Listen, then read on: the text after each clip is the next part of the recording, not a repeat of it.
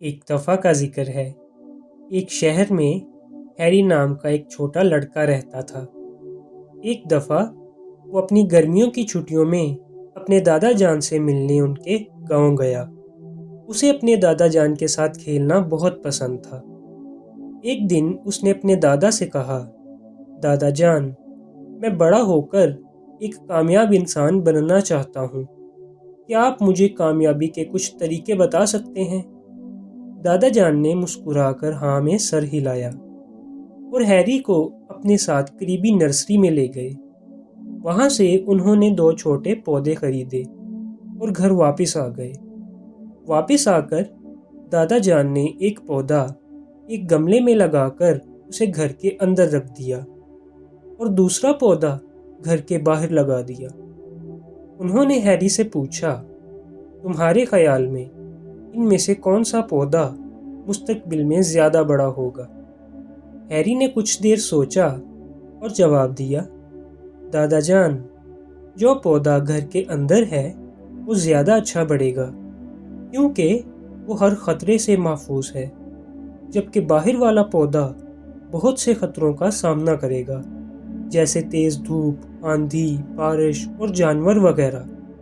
دادا جان نے مسکرا کر کہا، چلو دیکھتے ہیں کہ مستقبل میں کیا ہوتا ہے۔ وقت گزرتا گیا اور 3 سال بعد ہیری دوبارہ اپنے دادا جان سے ملنے گاؤں آیا۔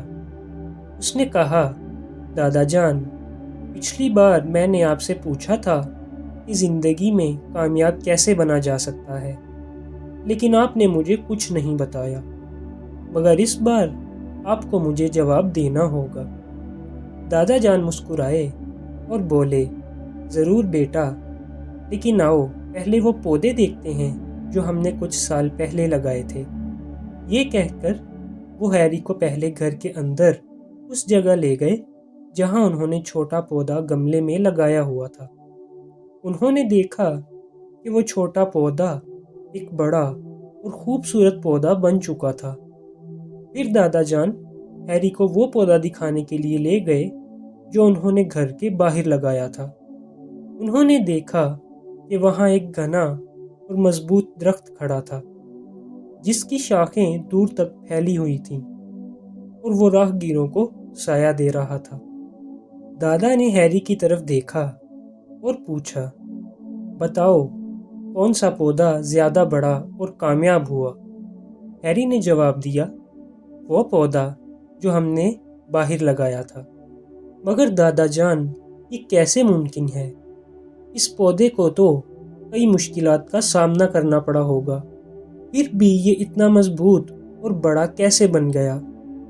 دادا جان مسکرائے اور کہا، ہاں بیٹا، باہر لگے پودے کو مشکلات کا سامنا کرنا پڑا، لیکن ان مشکلات نے ہی اسے فائدہ دیا۔ اسے اپنی جڑیں پھیلانے کی آزادی ملی۔ تیز آندھی اور بارش نے اس کی جڑوں کو مزید مضبوط بنا دیا۔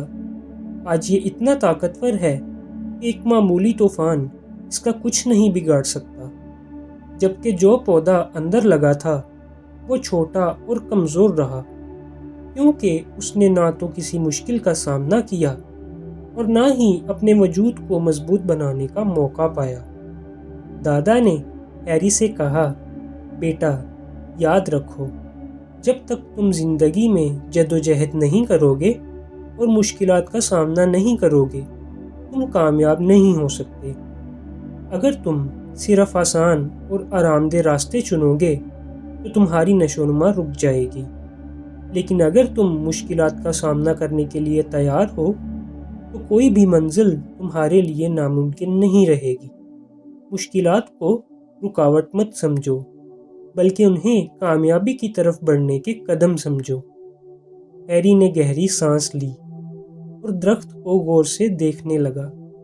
اس کے ذہن میں اپنے دادا جان کے الفاظ گونج رہے تھے، اگر ہم اپنی زندگی میں دیکھیں تو ہمیں معلوم ہوگا کہ زندگی میں کئی بار ہمیں مشکلات اور چیلنجز کا سامنا کرنا پڑتا ہے، جس کی وجہ سے بعض اوقات ہم مایوس ہو جاتے ہیں اور آگے بڑھنے کا حوصلہ کھو بیٹھتے ہیں۔